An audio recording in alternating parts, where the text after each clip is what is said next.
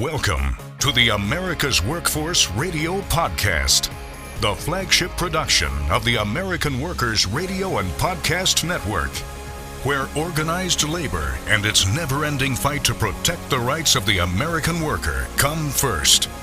Now, presented by LiUNA, Laborers International Union of North America.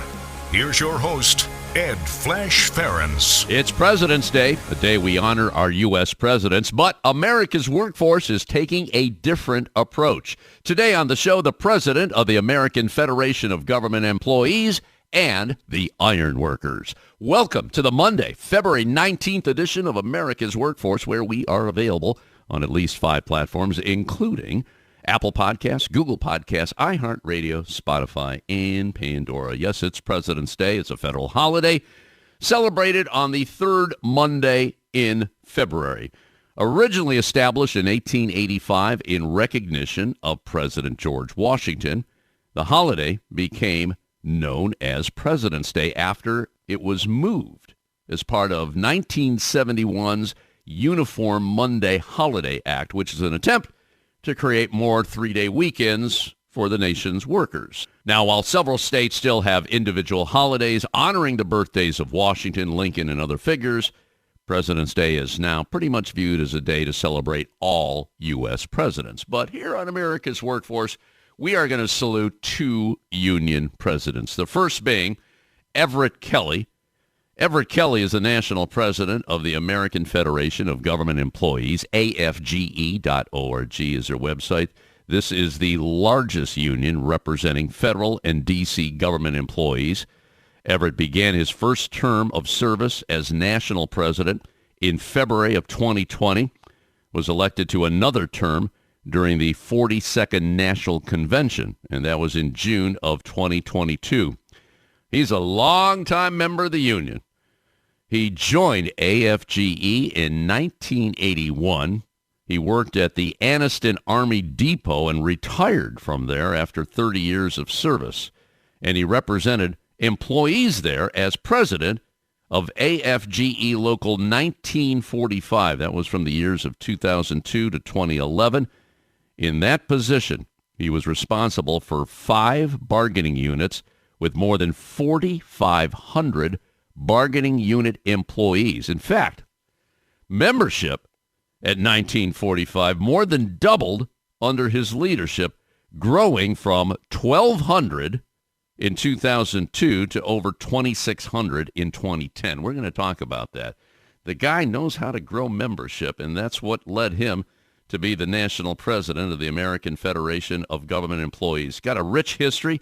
And in honor of Black History Month, this is what we're doing here on America's Workforce. And it's perfect, too, because he's also a union president, and today is President's Day.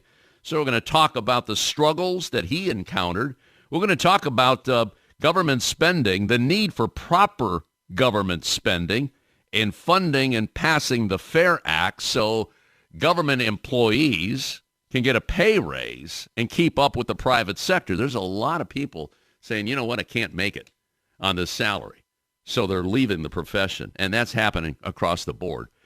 Everett's going to talk about that. In fact, they just wrapped up their legislative conference. He'll touch on that as well and take a look at what AFGE is going to do for the rest of the year when it comes to organizing. They had a banner year for organizing last year. We talked with the organizing director on the show recently about that. So Everett Kelley, national president of AFGE, will be our first guest. Later in the show, we're going to check in with Eric Dean. Now, Eric is the general president of the Iron Workers, one of the many proud sponsors, like AFGE on America's Workforce. A little background on Eric.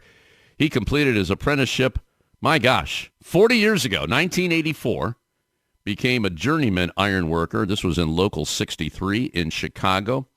As an accomplished iron worker, Eric worked for various contractors as a journeyman, a foreman, and a project superintendent throughout the Chicago area. From 1989 to 1995, he served as an apprentice instructor, earned the status of certified welding inspector. He became very involved in his local, serving as conductor, trustee, vice president, business agent. Recognizing his leadership skills, General President Jake West at the time, appointed him general organizer for the International. That was in 1999. In 2005, he was elected as president of the Chicago and Vicinity District Council of Iron Workers. General president at the time, Joe Hunt, appointed Eric as general vice president. That was effective in 2008. And then finally, General President Walter Wise appointed Eric Dean as general secretary effective in February of 2011. And the General Executive Council unanimously elected Eric as general president effective July 1, 2015.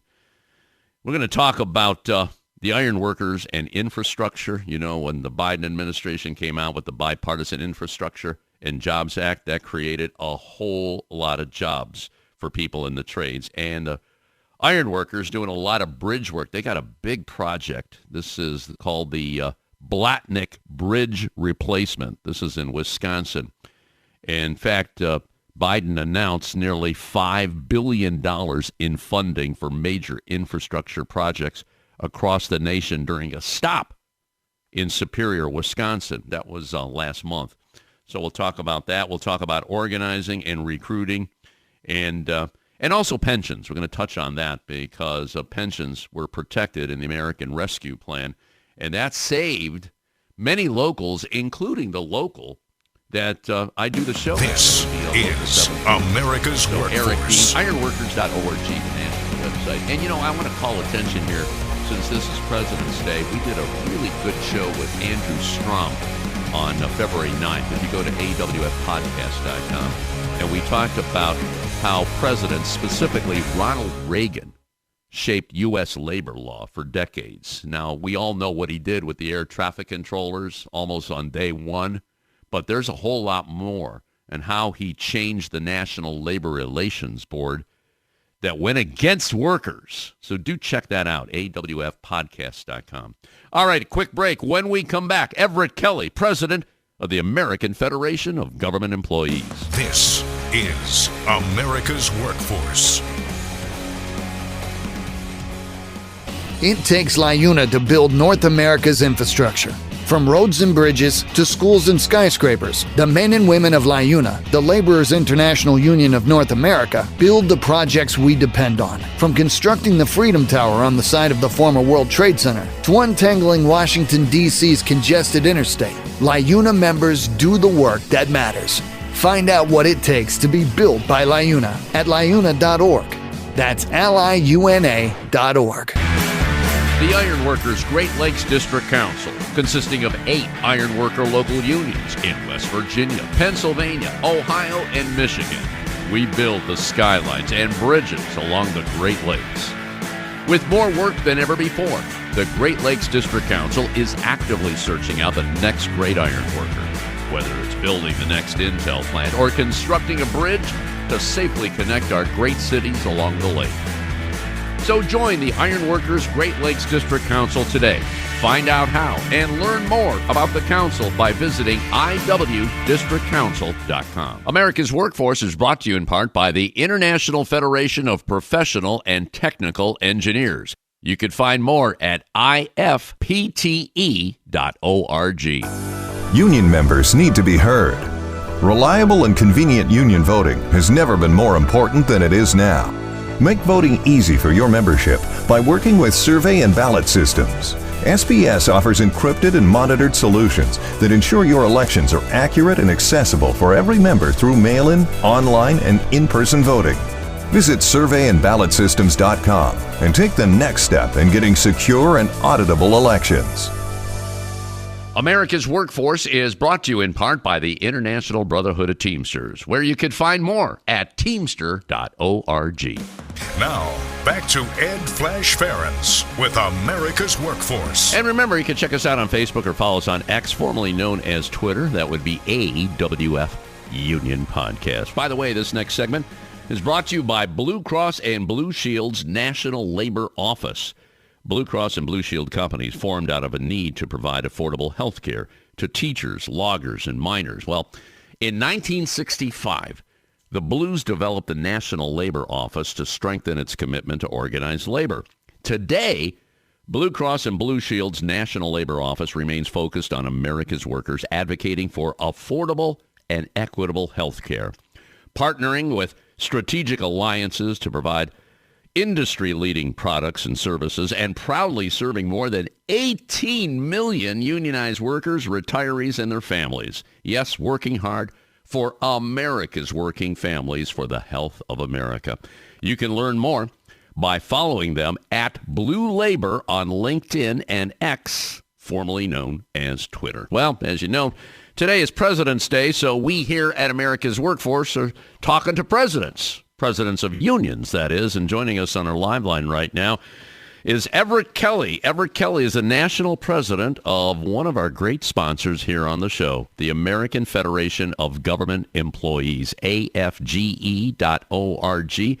AFGE is the largest union representing federal and D.C. government employees, and Mr. Kelley began his first term of service as national president, my gosh, right before the shutdown, February of 2020, and then he was elected to another term during the 42nd National Convention in June of 2022. There are some rough years for workers, no doubt about that. I'm sure we'll touch on that and more. But also, it is Black History Month, and we've been doing our best to talk to various union leaders about their history, their journey. And Mr. Kelley, welcome back to the show. It's been a while. We got to do this more often, sir, but I want to go back in time a little bit. And, well, we need to refamiliarize our listeners. We get new listeners every day, and the show's had tremendous growth. But I want to go back to when you were in high school. You grew up in Alabama. I saw that in your bio. But I want to go back to the time where you decided to go into the Army. Now, was this your decision, or take me back to that time? Let's start right there, if you don't mind. Well, to be honest with you, and first of all, thank you for having me. I'm always honored to be a part of what you're doing. But in high school, I was a pretty good student. I guess I had pretty good grades and everything, and wanted to go to college right out of high school. But to be honest with you, I just didn't have the money. My family didn't have the money. So 2 weeks before I joined the Army, believe it or not, I said I would never join the Army, But then I ran out of options, okay? If I wanted to really do something in life, I figured I needed to go in the Army, and I did. And believe me, that was probably the best decision I've ever made in my life. I joined the Army, went into Fort Campbell, Kentucky, 101st Airborne Division, served 3 years, and I got out, and, I entered the workforce. And from there, I'm here. Now, how many years did you spend in the Army altogether? Well, I spent 3 years in the regular Army. Then I spent 8 years in the Army Reserve. And then I worked for the Department of the Army for 31 years. Okay. So you qualified then for the GI Bill, which helped pave the way for your education, did it not? You got that right. Yes, I did. And I went to Central Alabama Community College for about 3 years, and then I went to Selma University in Selma, Alabama. From there, Russian Springs School of Theology, where I got my master's of theology, and then to St. Thomas Christian University, where I got my doctorate. But it was all through the GI Bill that helped me to obtain my education. That is absolutely correct. Oh, you're one of many that took advantage of that legislation, and they update it too, as you well know, especially for the younger generation. Getting involved in the union, can we talk about that at that time? Was there a reason you got involved in the union? Did somebody say, hey, you know what? You want a better life? Join the union. Is that what happened? Well, what happened is I went to the union with a problem. At the time, the union just didn't solve the problem to my expectations, and so I decided I was going to get involved and make sure nobody else got treated the way that I was treated. And as I did, we was right in the middle of a presidential election at my local union. Mm-hmm. And there was a young lady there that I really didn't know, and, I didn't support her for president, Her name was Charlotte Flowers. I supported the guy that I knew. But guess what? She whipped his socks off and turned around and looked at me and asked me if I wanted to be on her team. And from that day, she mentored me all the way to until I became national vice president. She mentored me as a steward, as chief steward, as a vice president, then executive vice president, and then she became my national vice president and mentored me as a local president. And I succeeded her as national vice president of District 5. How about that? We should point out that Everett Kelley, again, a member of AFGE since 1981, worked at the Anniston Army Depot and retired there after 30 years of service. So let's talk a little bit, because I know last year, and we talked to your organizing director, David Cann, and that was not too long ago, and he was talking to us about the banner year that you had for organizing, and I see that you did a pretty good job yourself. At 1945, local 1945, it more than doubled under your leadership. Yes, so, Mr. Kelley, what did you do to make that happen? Talk to me about that. Well, you know, I set out every day to sign somebody up in the union. I really did. You know, as I walked, you know, I met people. The first question I asked, two questions I asked people, as I met them. First of all, what's your name? Okay? Secondly, are you a member of the union? You know? Mm-hmm. Those are the two questions I asked anyone that I met first. And if they said they're not a member of the union, I asked them why. But when you ask that question, you got to be ready, and you got to have tough skin, because folk are not bashful in AFGE. They will tell you exactly what's on their mind, so you got to be ready to hear it. And I heard a lot of negatives, and I went out and I tried to fix those negatives, right? I tried to repair any negative issues that was out there, and that made people begin to trust me. People began to believe that I had integrity, and, a lot of time I didn't even have to ask people to join, because the word was getting around that AFGE Local 1945 was doing its job, but I set out to make sure that we're organized. Matter of fact, we organized 103% from the time that I became president till I left as national vice president. We had increased by 103%. We went from just over 1,200 members to 2,600 dues-paying members, from the time that I was in as president. That's very good. Congratulations. And now you are the national president of the American Federation of Government Employees, and that organizing is continuing here. So how does the union look today? I mean, I mentioned that you took over right before the shutdown, the pandemic. We had a lot of struggles. The previous administration wasn't very kind to government workers. We know that. And we want to talk about where you are now and where you're going. So your assessment, sir, how would you view the union today? Well, I'm very proud of AFGE. I'm proud of the workforce in AFGE, and I'm extremely proud of the membership. We are very fortunate to have such a patriotic membership and workforce. The workforce is a testament within itself, okay, because that's why AFGE is so successful. Now, we've had a great organizing, I'm going to say 2 years, because we were losing quite a bit of members as a result of the pandemic and the previous administration. They came at us hard. But, I'm proud of the AFG members that stood there, grit their teeth, and said, you know what, we're going to fight back. And they stood there, and although they were kicked out of their union offices, they set up camp outside the gate, and they kept fighting back. And, we are grateful for this administration. I'm going to tell you that because, the minute that this administration took over, they threw us a lifeline, and we are very appreciative of that. And, we are now moving in the right direction in every aspect of unionism. Well, one of the issues that you're fighting for is more pay. And I know for a fact that a lot of members of your union and other unions, and we talk to the teachers a lot, there's a problem there with people leaving the profession because of the conditions in a lot of the schools, the attacks on public education, and then you got pay. And they're saying, you know what, I can't put up with this anymore. I need a job that's going to pay me more. And I'm reading about the pay gap for government workers. I'm looking at a 7.4% pay raise that's needed here.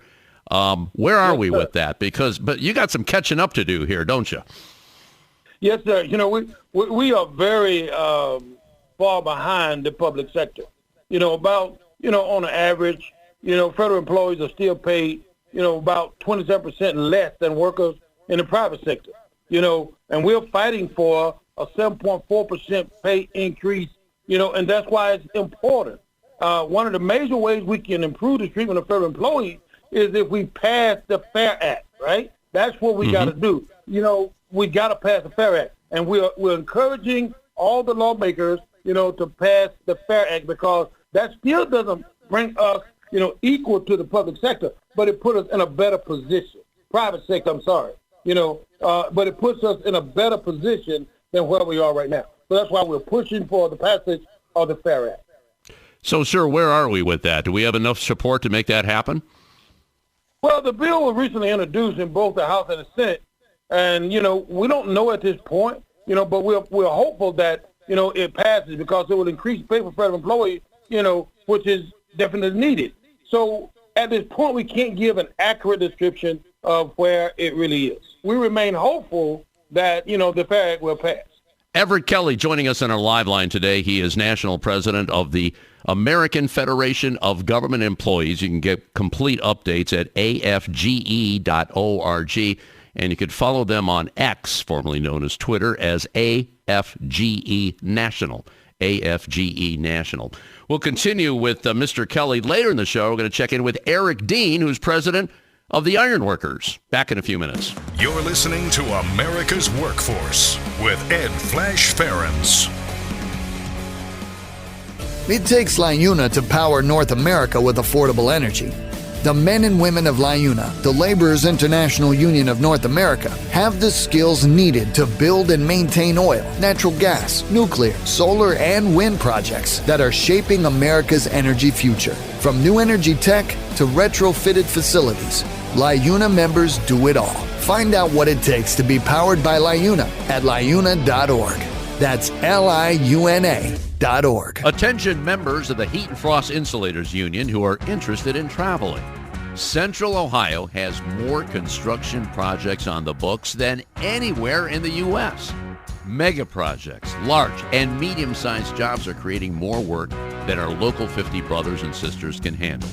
Projects like Intel, the Honda LG battery plant, and multiple data centers for Facebook, Google, and Amazon offer union wages, overtime, and exciting incentives. Local 50 is seeking union travelers to meet the needs of its signatory contractors who can put you to work immediately. If you're a member in good standing and interested in the work opportunities in Central Ohio, visit insulators50.com/AWF travel for more information. America's Workforce is brought to you in part by the United Steelworkers. You can find more at usw.org. This segment of America's Workforce is brought to you by Survey and Ballot Systems. SBS has been providing unions with secure and flexible election options for over 30 years. Visit surveyandballotsystems.com to learn more. America's Workforce is brought to you in part by the United Auto Workers. Find more at uaw.org. America's Workforce is sponsored in part by Boyd Watterson Asset Management, LLC.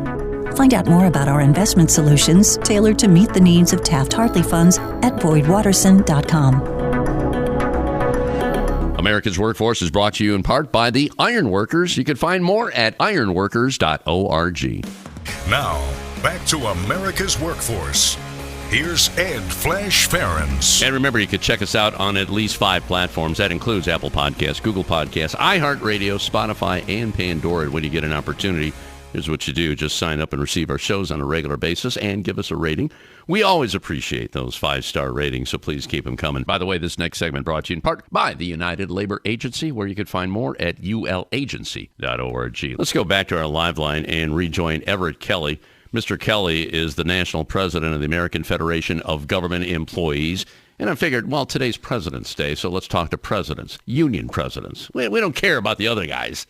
So let's talk about the people that are making a difference in our lives. And I'm talking about a positive impact on people's lives here. And AFGE has done that for a very long time. Mr. Kelley, I was on your website reading about the history of your union, which was founded in 1932.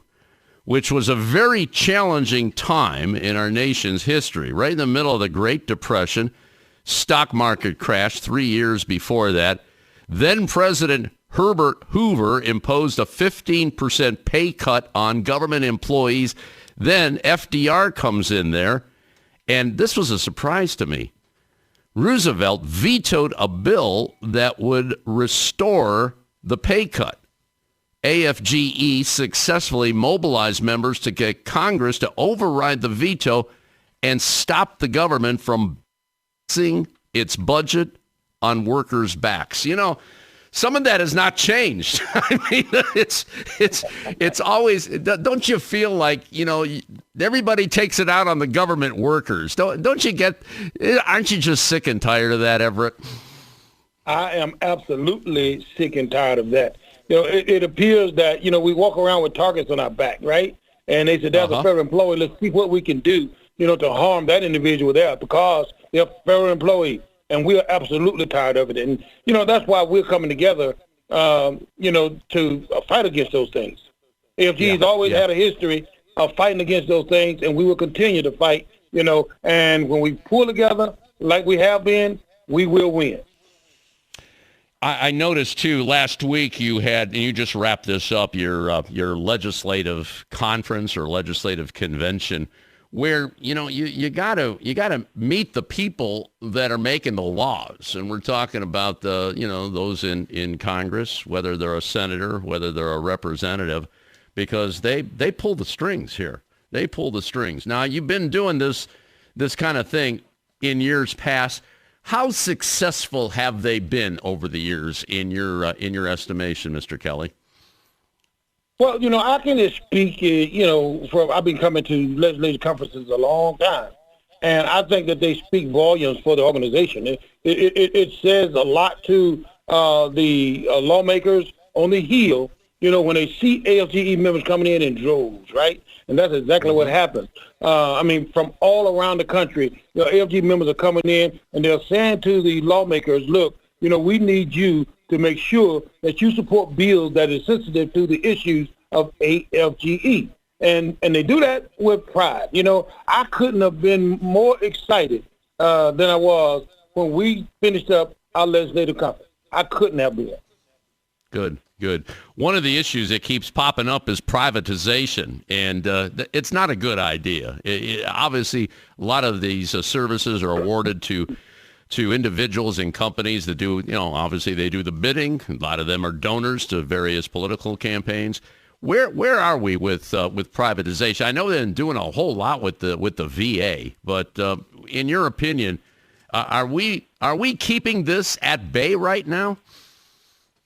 Well, you know, I would say overall that's a true statement, but we still have those pockets where, you know, we're not aware of, and you know, we can't control that.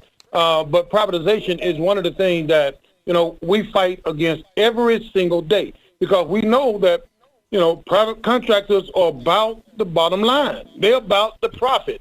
And we are proud members of AFGE working every day to service the people of America. And that's what gives us, you know, in my opinion, the edge because they're so patriotic and they're about making sure that the members, you know, make sure that America gets the services that it needs and deserves rather than the bottom line making a profit. And that's the difference. And you know, our members work hard every day to make sure that they show up any contractor that want to take that job.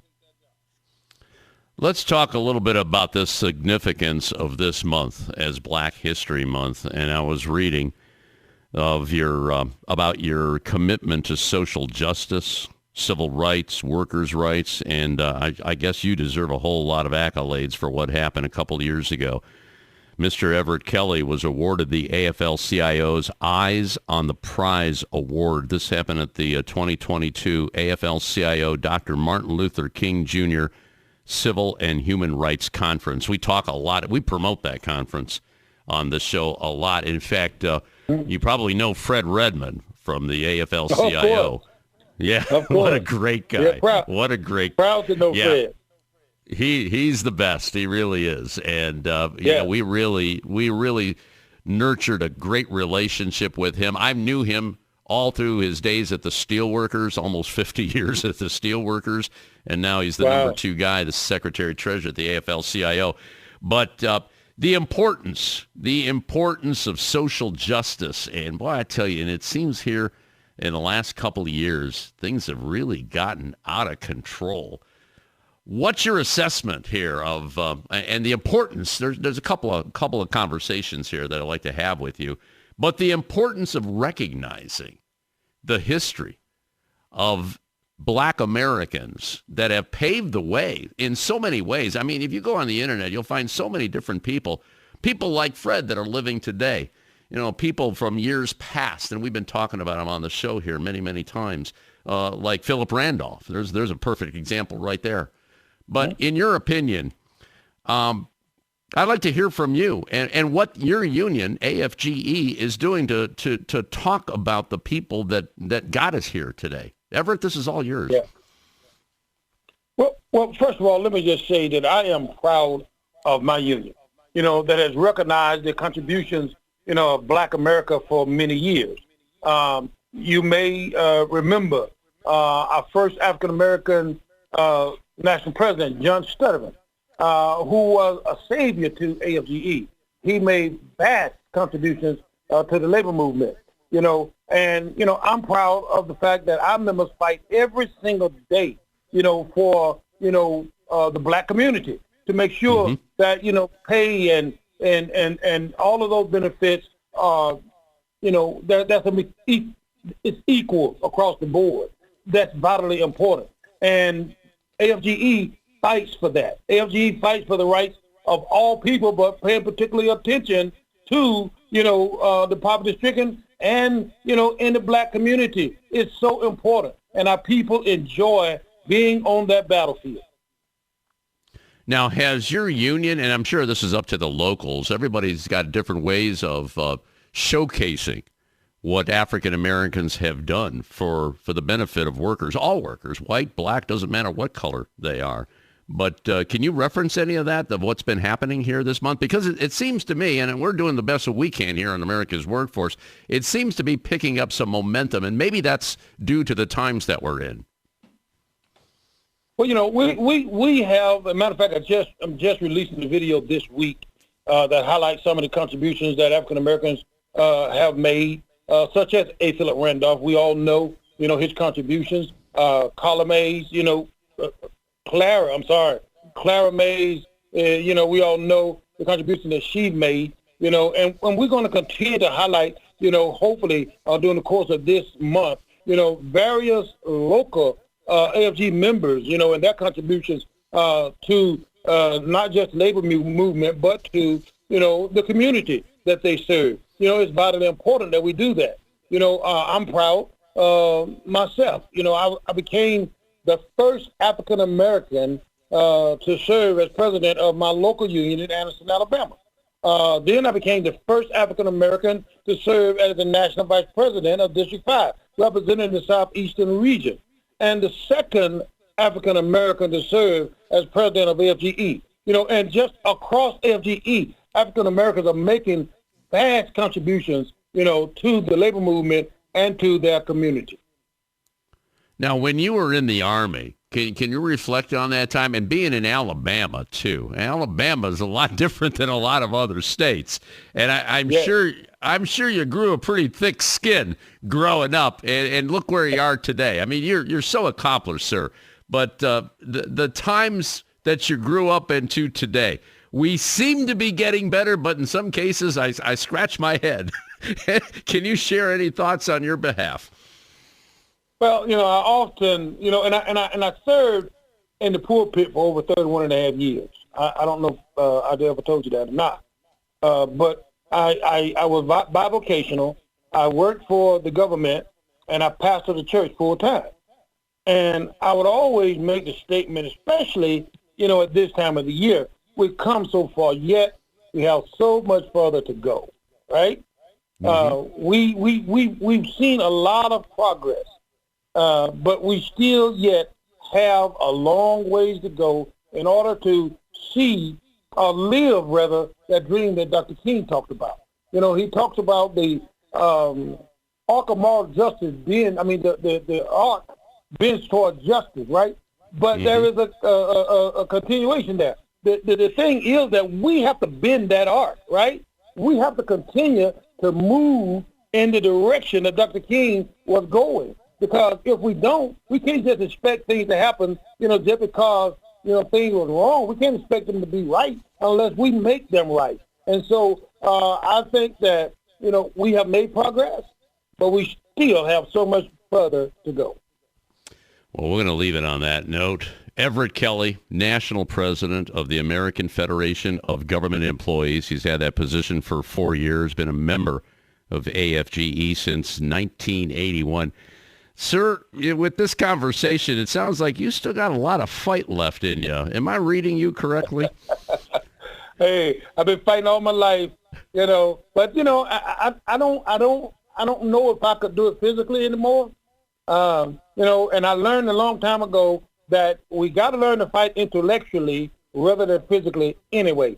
And so my fight is, trying to make sure that Congress understands the necessity of taking care of federal employees. That's my fight, and I'll always fight for that, until I'm no longer on this earth. Mm-hmm. And that's a good fight, sir. A very good fight. All right, we're gonna let you go. Let's do this again. Let's stay in touch more often. We appreciate what you bring to the table. We appreciate you as a sponsor here on America's Workforce. Okay, does that sound good? Sound great to me. All right. All right, we're going to take a quick break. When we come back, Eric Dean, President of the Iron Workers. Back in a few. This is America's Workforce. More shows available at awfradio.com. It takes LiUNA to keep America running. Over 70,000 public employees are part of LiUNA, the Laborers International Union of North America, delivering critical services such as healthcare and emergency response, as well as maintaining roads and sanitation systems. Even the National Postal Mail Handlers Union, representing over 47,000 U.S. postal workers, is affiliated with LiUNA. Find out what it takes for LiUNA to keep America running at LiUNA.org. That's LiUNA.org. Hire union musicians. Call Music Talent of Cleveland at 216-881-1802. Call Music Talent of Cleveland as your dependable source for professional musicians in Northeast Ohio. Union musicians add harmony to weddings, elegance to parties, and uplifting music for all events. Music Talent of Cleveland contracts solo and ensemble musicians as well as bands and orchestras for single engagements. So hire union musicians. Call Music Talent of Cleveland today. 216-881-1802. America's Workforce is brought to you in part by the Communication Workers of America. You can find more at cwa-union.org. There is unity and strength for workers. We are the USW. We are the USW. The United Steelworkers. The largest industrial union in North America. We represent 850,000 members in the U.S., Canada, and the Caribbean. We work in metals, rubber, chemicals, paper, oil refining, atomic energy, and the service sector. We are steelworkers, standing strong and fighting for what's right. America's Workforce is brought to you in part by the Heat and Frost Insulators Labor Management Cooperative Trust. Find out more at insulators.org/LMCT. America's Workforce is sponsored in part by Boyd Watterson Asset Management, LLC. Find out more about our investment solutions tailored to meet the needs of Taft-Hartley funds at boydwatterson.com. America's Workforce is presented by the Laborers International Union of North America. Feel the power right now at LiUNA.org. Now, back to Ed Flash Ferenc with America's Workforce. And don't forget, you can check us out on Facebook or follow us on X, formerly known as Twitter. That would be AWF Union Podcast. By the way, this next segment brought to you in part by the Ohio Federation of Teachers. You can find more at oh.aft.org. Well, as I indicated at the top of the show, today is President's Day, the day that we salute our presidents of the United States. But this being a union show, we are saluting and talking to and getting as much information as we can from presidents of unions. And joining us on our live line right now is Eric Dean. He's been on the show, I guess, a couple of times, but not enough. We got to get you back on the show more often, Mr. Eric Dean. Thank you for joining us today. Ironworkers.org is the website. And how are we doing today, my brother? I'm doing well. First of all, good afternoon, and thank you for the opportunity to talk to all your listeners and participate in the show. It means a lot to the Ironworkers Union and to me.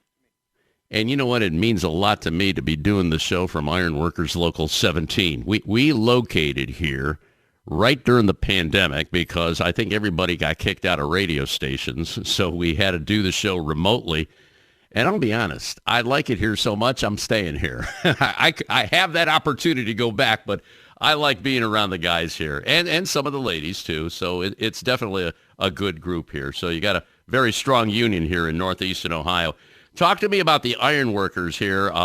We're looking at, let's see, what is it, 120,000 members in North America. I saw that on your website. How are we doing with that number? Is it going up? There's a lot of work going on out there because of the good policy coming out of Washington. Where do we stand with that number, and what do you see moving forward on that, Eric? We have fluctuated up and down. If our website is inaccurate, we're currently at about 129,000 members. Okay. And, you know what, we have challenges like everyone else does. We've got a lot of baby boomers in our midst in all the building trades. And they're getting ready for well-deserved retirements. So what we're trying to do is, post-pandemic, is take in enough apprentices, organize enough open shop workers into the workforce, and keep up with the ever-increasing demand with all that government investment that you referred to. Yeah, we had some good policy here. 4 pieces of legislation, starting out with the American Rescue Plan, saving those pensions. And then you got the Bipartisan Infrastructure and Jobs Act, the Inflation Reduction Act, the CHIPS Act. I know I talked to a lot of the trades. They got a lot of work, and the apprenticeship programs, they're doing pretty well. Your assessment, I know you do a lot of traveling around the country. How are they faring, in your opinion? I mean, you're a longtime iron worker. You entered the trade back in the 80s. You got a perspective here that, you know, a lot of people can't give. So I'd like to hear from you on how we're doing. Proud to be the chairman of the National Training Fund, which oversees our national curriculum, actually both countries, the United States and Canada. And our apprenticeship numbers are good. We're north of 20% globally, a little higher in Canada, and about 21% in the United States. And it is the core way that we've taken entry-level folks into the union, teach them the skills from soup to nuts and bring them in. But we've really evolved in our training programs, because what we're doing now is we're retraining a lot of journeymen that went through courses a while ago, and then there's new certifications. So our training is the gold standard of what we do. That's good to hear. We don't just train apprentices who start on day one. We are starting now to take a lot of organized members in, and they're like limited on a certain segment of ironworking, but they need to round off their skills. So we're doing a lot of journeyman upgrading and focused skill training. And that's what differentiates us and our workers. They possess some of the best skills in the construction industry, and it all rides through our joint apprenticeship committees and our journeyman upgrading programs. And if there's one thing about training when it comes to the iron workers, it's safety first. And I remember the conversation you and I had a couple of years ago, and we were talking about, what was it, see something, say something. It's so important. Boy, you know, when you go to work at the beginning of the day, you want to make sure you come home at the end of the day. And if you get injured, well, hopefully that injury is not very, very serious. How are we doing in that regard, Eric? Last year we had one of the best years as far as fatalities on job sites go. Until we get to zero, we're not going to rest. We lost, unfortunately, 2 members, and for those families, they'll feel like we failed them. But there was a period of time where we were in the 20s and in the teens. So we are really hammering on that training. We're asking everyone to be the brother's keeper. And we're not just counting on the fact that we taught you for the 4 years during your apprenticeship. We're rolling out a lot of safety supervisor training. We're doing a lot of fall protection training because that's the number one causation for most of our members getting hurt or injured or, God forbid, suffering a job site fatality. And we are doing as best as we can, but I'll never be satisfied until I know that everybody goes to work and then they go home the same way they came to work, and they can then plan on a nice, healthy retirement with a sound body and a sound mind, because that's a real struggle. It's a physically demanding job, and we just got to make sure we got the best equipment and the best safety training going to keep everyone safe and take no shortcuts. Well, I know you worked really hard to get to this point, and as you pointed out, the job is not done. But what happened last year? And there's a lot of work, too. You think about all the jobs that are out there, but making it such a good year, and I know you're very proud of that, was there something, or did it finally sink in as far as all the training that you did? What's your take on that? We've always prided ourselves on our training, but what we're trying to do now is, like everyone, we're using data, right? We know where our membership's ages are and what the timeline is, and then what the government investment is. So we're able to help geographical areas forecast what their workforce demand is, what their pace of retirements are, and what their intake of new candidates should be. And then the other place is the easiest place to go find an iron worker, if there are some open shop workers in the area, is have a conversation, attempt to organize the company, and talk to the workers about long-term retirement security and health care and the things that go along with a good collective bargaining agreement. We're speaking with Eric Dean, who is the general president of the Iron Workers Union, knocking on 130,000 strong from coast to coast and parts of Canada as well. Ironworkers.org is their website. Eric, I want to switch gears here a little bit. As you know, there's a push to get more females, people of color, involved in the trades, and we've done a lot with the Tradeswomen Build Nations Conference. I know you're a part of that. I know you've got members that are speaking out, and they're recruiting as many females and people of color. Your assessment of what's going on? Are we? It seems like the needle's going in the right direction. What do you think? Well, with that demand, what we've done was, for too long, the trades were a father-to-son business, and we relied on families to tell their families when there was opportunity. We were missing large swaths of population. First of all, there's nothing wrong with a father-to-daughter business, right? So recruiting. Mm-hmm. Many people will recruit their sons into the business and steer their daughters away. The demand by many of the builders and many of the construction end users are that the workforce is going to reflect the community. And so we made a conscious effort, as you talked about, Tradeswomen Build Nations. That's run through the building trades. Well, the sister in charge of that, I'm proud to say, is from our union. And she does a tremendous job rallying, for all the trades collectively and empowering women to seek careers in the trade and affiliate with different groups that are pipelines to more workers. And then in addition, the North American Building Trades, we have apprenticeship readiness programs. And at last count, I think it was over 180 cities. We are reaching into communities of color, inner city places where we haven't traditionally drawn folks to improve not only our diversity, but also our racial diversity and gender diversity. Good.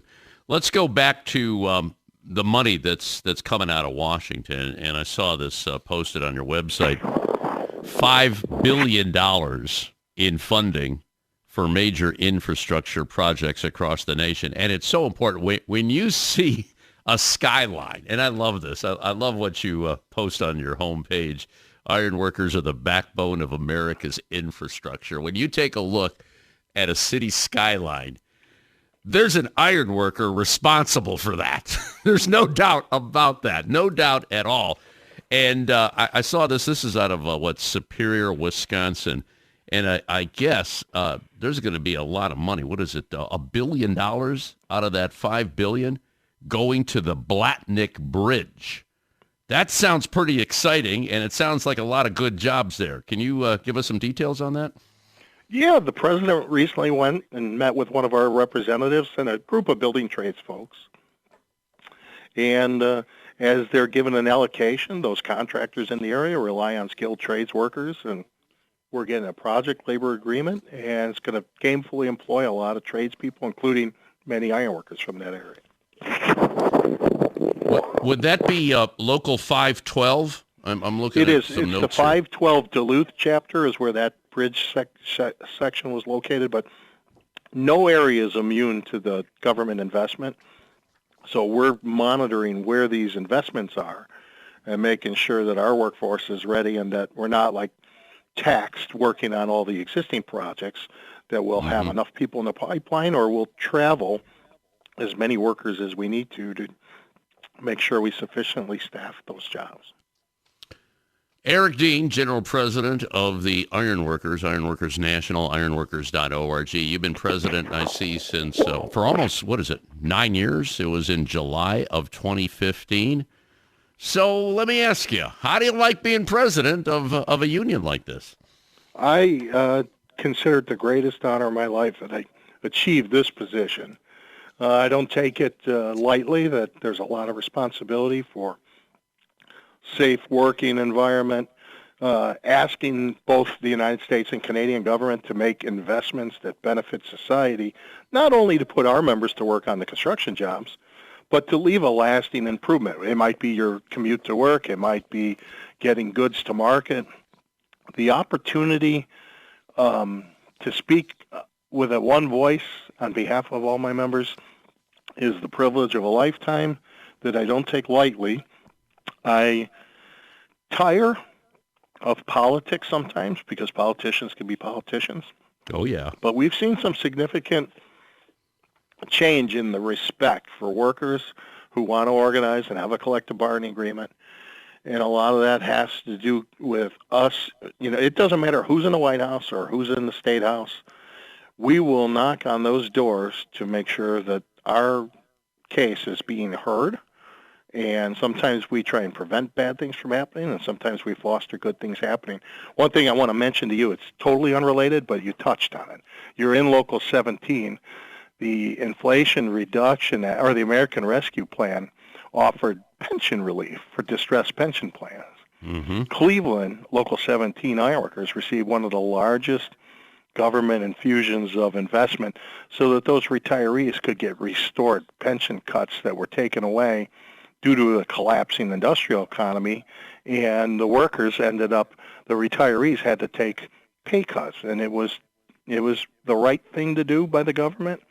And those are the types of things that I love knocking on Congress's door, asking Republicans and Democrats to support the investment in dignity in retirement, the investment on infrastructure jobs, promoting safety, meeting with the Department of Labor regularly on safety initiatives. It's a challenging job. It's a rewarding job. And so I guess the longest answer I gave you should have been, it is a really great job that I'm proud to have. Well, I tell you, you worked hard to get where you are today. I mean, you started 40 years ago. Well, when you completed your apprenticeship program, I'm looking at your bio here, 1984. That's a long time ago, and you're in the president's seat, and we're happy to have you there. So, Eric, you keep doing the great work that you're doing. Eric Dean, General President of the Ironworkers. Do check them out online, ironworkers.org. I failed to mention the Facebook page. It's Union Ironworkers, and the Twitter handle, or X, the Ironworkers. That's a hashtag. Eric, you take care, stay safe, and please stay in touch, okay, brother?